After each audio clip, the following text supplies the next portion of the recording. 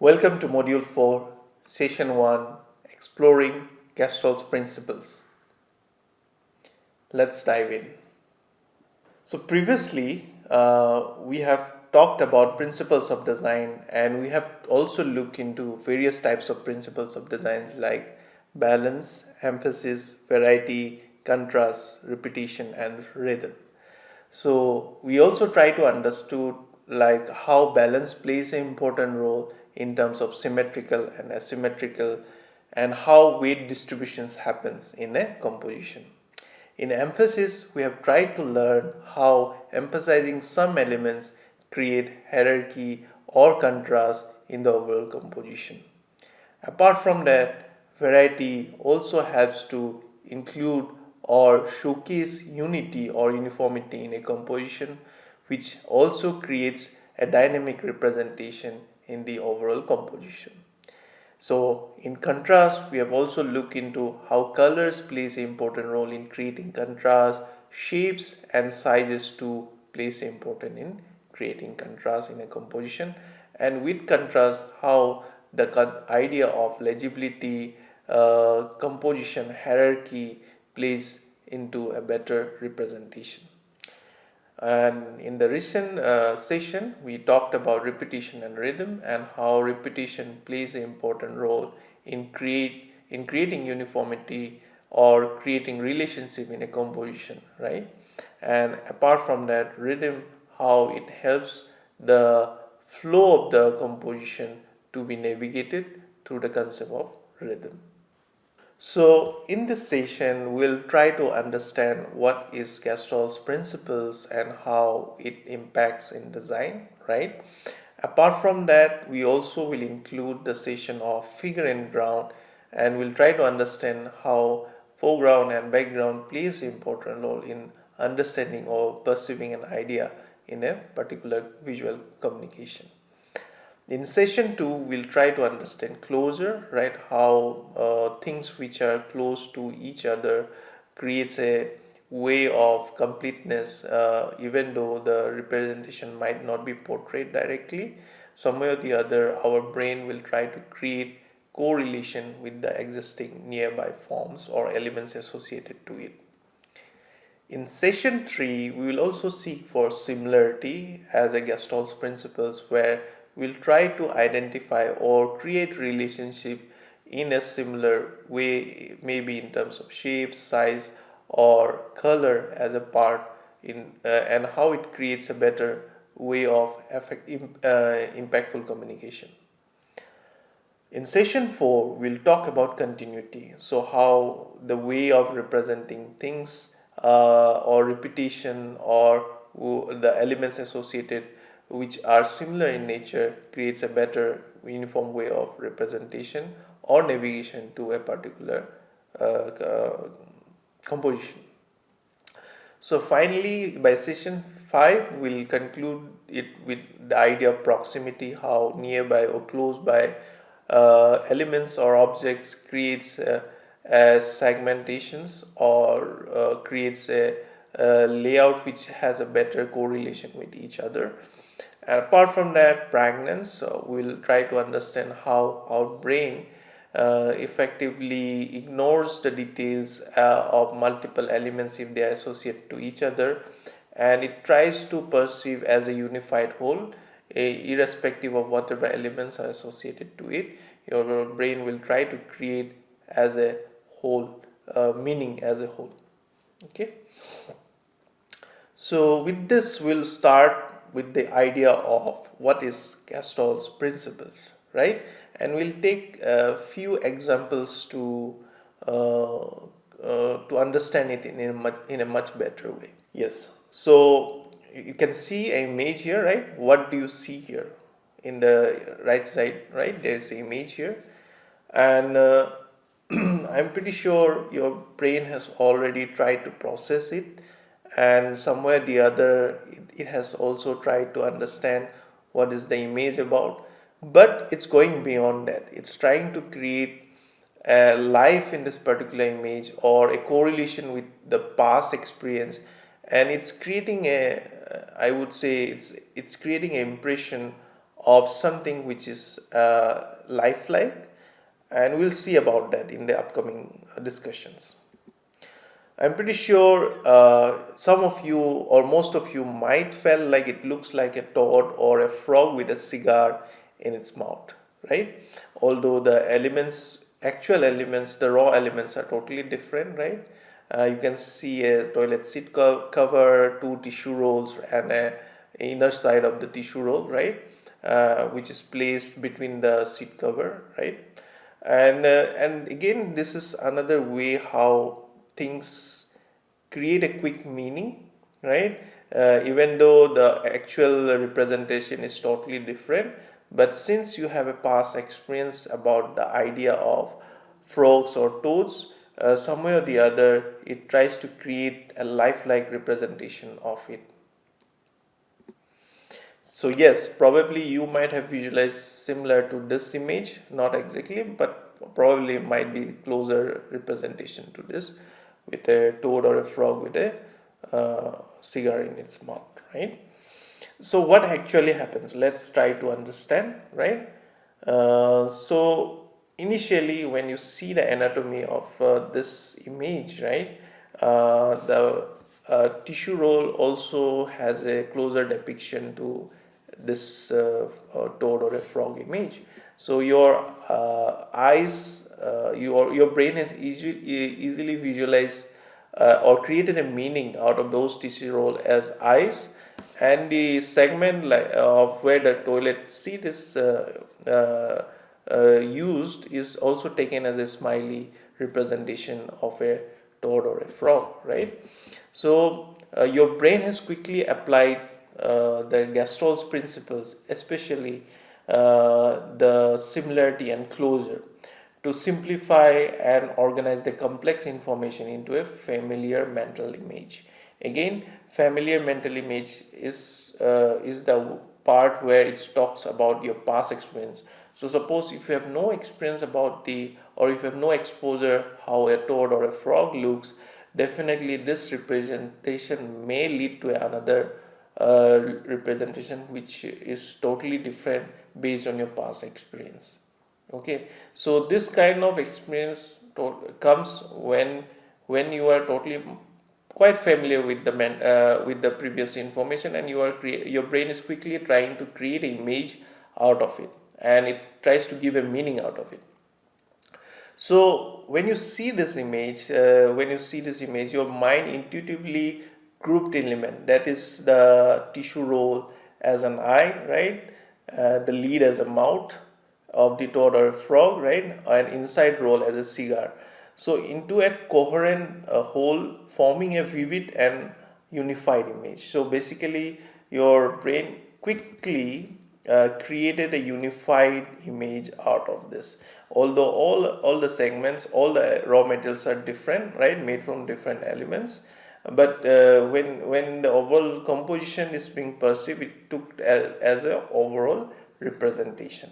So this illustrates how the mind seeks to reduce complexity and establish a meaningful relationship between disparate elements, creating a vivid and relatable picture.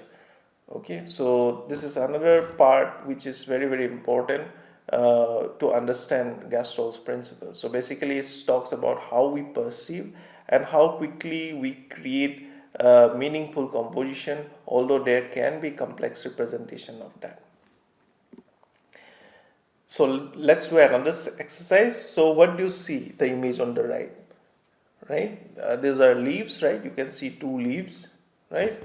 So you definitely you are looking as two dried leaves, right? Now how about now? So when I zoomed in, now I'm pretty sure your brain can see, your eyes can see some of the details, right? Which is again changing the narrative now. So initially, when you have seen this in a smaller segment, right, your brain has already processed it as two dried leaves, right? But suddenly, when you see the details of this image, right, now there is a difference in the perception. Okay, so what's happening here now?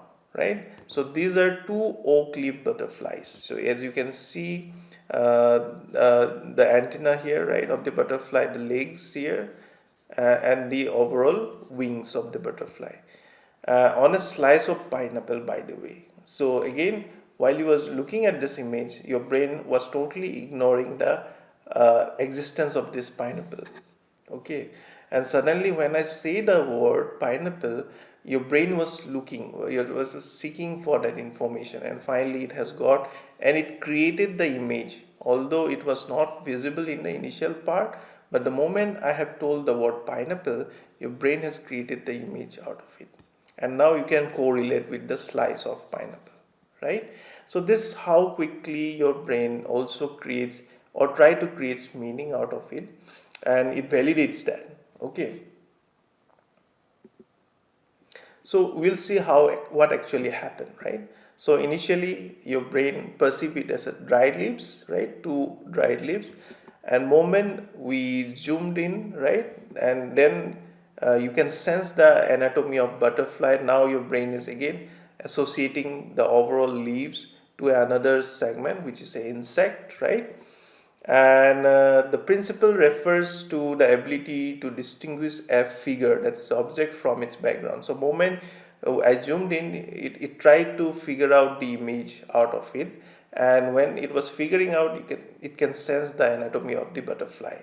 And in this case, the oak leaf butterflies might resemble like leaf blending with the surroundings, right? So it was initially blending with the surrounding, but the moment the details can be observed, automatically you can see the overall anatomy of the butterfly. So however your mind identify them as a distinct features, like butterflies, right, against the ground, that is the background environment, this perception relies on the brain's ability to prioritize the butterfly as the main object of focus. And that's how we process any kind of information visually, right? So we tend to create meaning out of it, and with those meaning we'll try to see whether we can create relationship, and based on that our brain will give us information about that. So coming to the idea of what is Gestalt's principles. So Gestalt's principles are based on observation that humans naturally organize uh, sensory information into patterns and structures, right? So again, simplifying complex stimuli into more understandable form. Okay, so this is again important in how we try to organize sensory information into patterns and structure, and again simplifying complex stimuli into more understandable forms. Okay, and this approach contrasts with the traditional psychology, which focus on breaking down perception into individual elements. Okay, so with this we will also try to see like what does it actually mean. So the principle explains how we human group visual elements and how we perceive relationship between object and the environment. Again, how we are processing the information which are present in front of us, right, and how we are correlating with that and creating meaning out of it is the another part. So if you say what is Gestalt and where does the term come from, right? It comes from German, and what it means is like shape or form, and it's the central idea of Gestalt's psychology, that the human mind tends to perceive object as a unified whole rather than as separate individual component. That's what we are trying to say. That's what we have experienced based on our small example which we have tried. So one with the toad wala, so where the overall image has different segments, right? Although your brain has perceived and created a character out of it, which was not so if you see the image, it's mostly it's a man-made elements, but again your brain has quickly created meaning and tried to create a live or lifelike representation out of it, right? Similarly, this is what like you as a designer have to also understand, like how quickly we try to create meaning. And this was also explored by three German psychologists, which name were are Max, Wolfgang, and Kurt. So they worked on this concept and they have created the principles of Gestalt, and today we are learning about that in terms of design. Okay.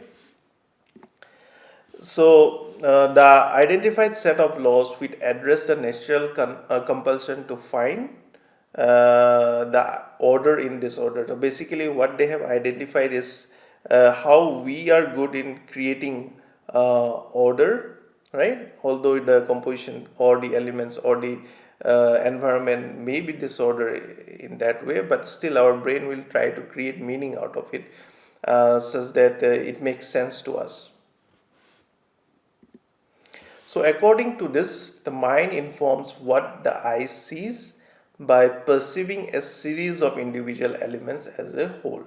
So, this is what we were talking about, right? So, even if you see this image, right, there are different ways how you can perceive this. Although your brain is taking the overall composition as a whole and trying to understand what are the details associated with it, right? So, in this session, we will now shift our discussion towards figure and ground, and the rest of the principles we'll cover in the upcoming sessions. Okay. So, let's start with the principles of figure or ground. Okay. So when you see this image, right, you can definitely see within this border, right, there is one foreground and there is one background. The foreground is the white circle and the background is the black square. And this is how most of the compositions, especially visual compositions, works, right? And primarily you have to deal with always foreground and background, and based on that, you as a designer, you as an artist can take a call how the background is playing an important role in your composition, or how foreground is playing an important role, or it can be in both, how foreground and background are complementing each other and creating a better or impactful communication. Now, let's take an example which will make us understand the concept of figure and ground in a different way. So, as you can see this image here, right? And by now you have already identified some of the shapes associated to this image. So you might have seen some geometrical shapes overlapping with each other, right? When you see this image, and by now your brain has already processed what are the geometrical shapes associated to this image. So let's identify that one by one. So yes, if you're thinking about circle, yes, the circle was there. Then a triangle, right, and a pentagon, which is irregular in shape, right, and a star. So although these shapes were not visible in the initial phase of the display, right, when we have seen this, but our brain has already processed this and gave us meaningful information, and that's what the principle of Gestalt's principles talks about. Basically, even though there is a complexity, our brain can easily create meaning associated to that. Now, there's another question which is coming is which shape is in the base layer and which shape seems to be on the top layer, right? So I'm pretty sure now you have identified which can be in the base layer and in the top layer. Let's see this. So some of you have maybe identified saying, okay, the triangle seems to be bigger, so it can be in the base layer, right? And this the star, which seems to be a little bit smaller compared to the rest of the elements, it can be in the top layer, which is not wrong. So in general, when our brain perceives an image, it tends to interpret the larger area as a ground, that is the background, and the smaller area as the figure. Although in the original set, right, when I have extracted, the triangle is not from the base layer. In fact, it is the circle, or maybe the irregular pentagon was in the base layer. But since the triangle is bigger in shape, our brain has already perceived that to be in the background. And since the star seems to be smaller in size, right, your brain automatically tend to keep this in the top layer. So, in this case, because of this, our mind seeks for efficiency and simplicity in processing visual information, and it assigns prominence to smaller, distinct areas, whereas relegating the larger, more uniform areas in the background. So let's take another example of figure and ground from the graphic design perspective. So as you can see a poster here, which is commissioned by IBM, right? And this was designed by Noma Bar. So most of you might not know who is Noma Bar. So Noma Bar was a renowned is presently also a renowned graphic designer and illustrator, celebrated for his ingenious use of negative space to create visually striking and conceptually rich design. His works has been appeared in prestigious publications like the New Yorker, the Time Magazine, and the Economist, and also he does multiple commission works. Apart from that, he is also renowned for using minimal designs, right, in any kind of compositions. And also his often design includes themes about politics, identity design, culture, using bold shapes, flat colors that convey layers of messages. So now if you can see this image here, you can easily see how IBM is trying to talk about their technology, especially in the banking sector, right? It says banks now hold up robbers. So it was talking about the IBM technology and how because of such kind of technology, it's easier for the banks to identify fraudulent activity happening in the system. And here the overall composition is beautifully composed, playing with both foreground and background concept. So here you can easily see there is a larger and a stronger hand trying to hold out some of the a character which seems to be very much like thief kind of representation, right? And it's trying to identify those fraudulent activity, and it's picking up those things and trying to hold them, right?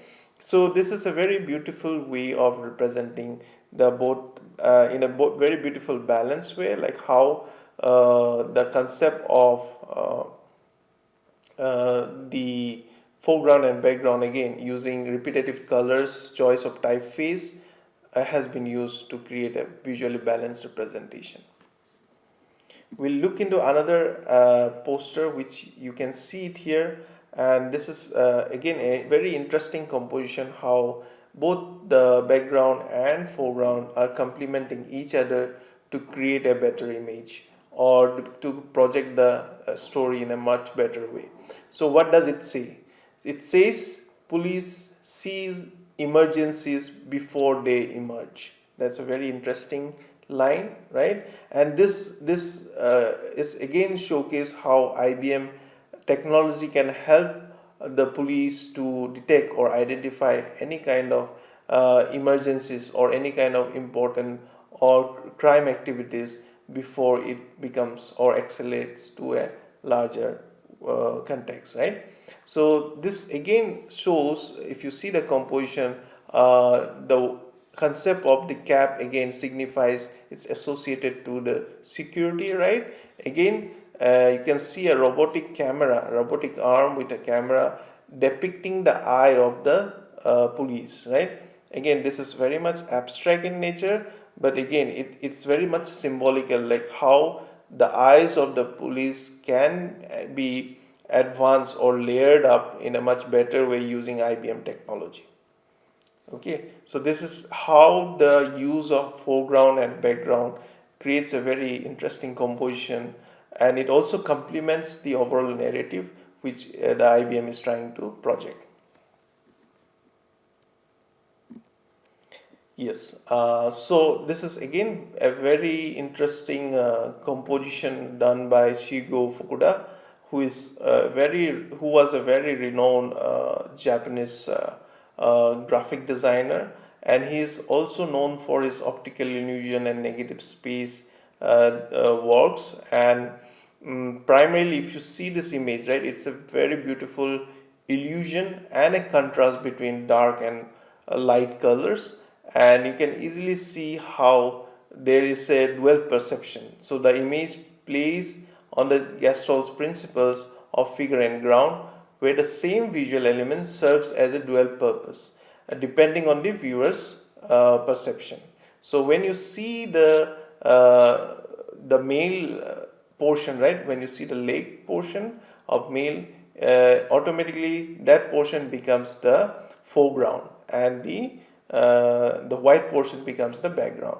But if you follow the female portion, right? When you see the female leg, then again the female leg act as a foreground, and the black becomes the background.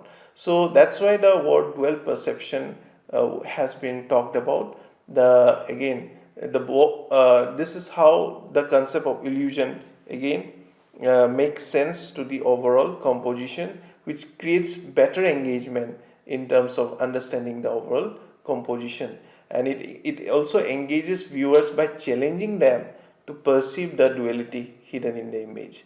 Apart from that, again, it's very much symbolic in nature, like how male and female figures are very much abstract. Only one portion of their anatomy has been shown, just to create a thought-provoking commentary in the overall composition. So the poster is an excellent example of how Fukuda could communicate complex ideas with visual clarity, challenging traditional perspective in graphic design. So if some of you haven't known about him, right, I would request to go and search about him, see his work, and he always like appreciate the concept of visual communication. In fact, he says the idea of visual communication should be addressed in a very fun way, rather than being in a very serious way, right? And that's why there is a sense of humor, there is a sense of wittiness in his composition, and a sense of playfulness in his composition. Yes, so this is another iconic poster designed by Shigo Fukuda, and this poster was named as Victor in 1945. And I'm pretty sure if people know about him, knows about this iconic poster, where the poster depicts the overall composition in a very symbolic way. The image depicts a bullet uh, which is not leaving. In fact, it's returning back to the gun barrel, and also how it's focusing on the anti-war representation. Okay, and this is a very cleverly transformed as a symbolic representation of war, and how peace can be seeked into for better and a peaceful future. Apart from that, the overall poster is very much minimal in nature, and how foreground and background are able to address in a right manner, in a bright manner, right? And this kind of work is very much showcase how Fukuda's ability to merge art and activism together, delivering a profound message with elegance and visual clarity. Okay, so if you are trying to create any kind of composition where the thought is projected in a very clear way, that such kind of composition always brings clarity to the overall information which you are trying to project. So my recommendation is that if you're trying to create any kind of visual information for your audience, try to keep it simple, try to put less chaotic information, use less elements such that it creates a better and a striking information which makes sense for the users in a very easy way rather than getting confused. So let's take another example from a different segment, that is the idea of logo and how figure and ground can be observed in a logo design. So this is a logo of FedEx. I am pretty sure some of you or most of you definitely know about FedEx, which is logistic company, right, which delivers different parcels all over the world, right? And if you can see their logo, there's a very interesting segment in the logo where the overall foreground and background comes together to create a different meaning. So here, if you can see, if you where I have highlighted the arrow here, so it's between the E and X, right? There is an arrow projected towards that, and according to them, this is what they want to highlight as a brand, like moving forward, like it's a directional way of representing the overall brand. And this is a very interesting or a hidden fact which you can observe in the overall logo, where the concept of figure and ground can be easily identified in this overall compositions.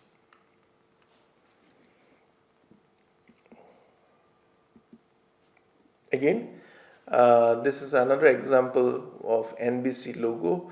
If you see the logo, it is also an abstract representation of a peacock, and you can see colorful feathers behind it, and within the feathers there's a small nudge where again it shows the anatomy of abstract anatomy of a peacock. Again, it show in that way how the overall representation again plays with the concept of figure and ground in a very playful and engaging manner.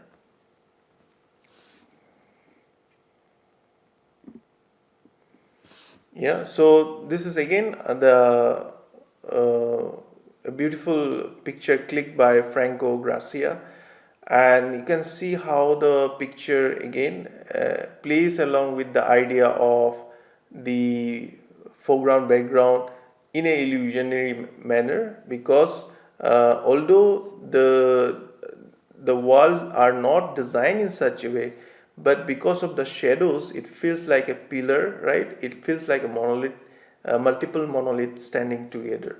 And now with this composition again you can see easily how the idea of the figure and ground changes based on the shadow which is being projected in this composition. Okay.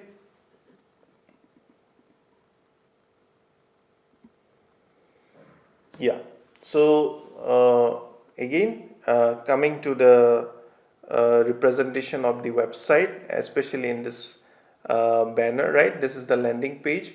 Here again, how do you see the concept of figure and ground playing around, right? So here, if you see the text here, right? So it has been purposely highlighted to get attention, right? Such that people know the registration is open for the lecture series. And because of this contrast, right, somewhere or the other, although the green seems to be the background, right, but for this segment now the blue seems to be the background, right, and this creates a unique contrast in the overall composition and also hierarchy. So your eyes tend to focus here primarily, then gradually it goes to the rest of the information, right? And this is how your users might also perceive based on how you change the figure and ground while you are trying to address any kind of information which you feel should be addressed in a primary or in a initial part of the display. Okay.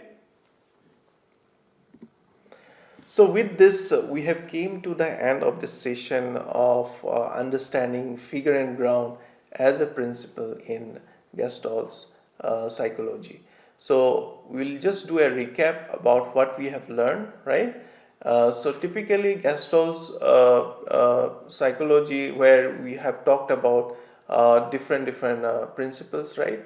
And primarily we have covered figure and ground in this session, where we have tried to understand how foreground and background plays an important role in conveying different meanings, right? And based on the context, how both figure and ground can also complement each other to create engaging and very playful compositions. So it explains how we perceive and differentiate a visual scene by identifying a focal animal, that is the figure, and its surrounding content, that is the ground.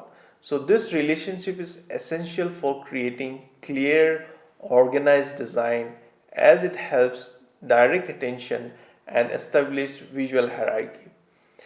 Effective use of figure and ground enhances communication, engages viewers, and can even create clever optical illusion, making it a very powerful tool both for art and design. So, thank you for your time. I hope you all have got some idea about the Gestalt's principles along with the figure and ground, right? And how it has impacted the world around us, and how we can perceive or understand those compositions in a much better way for better and effective communication.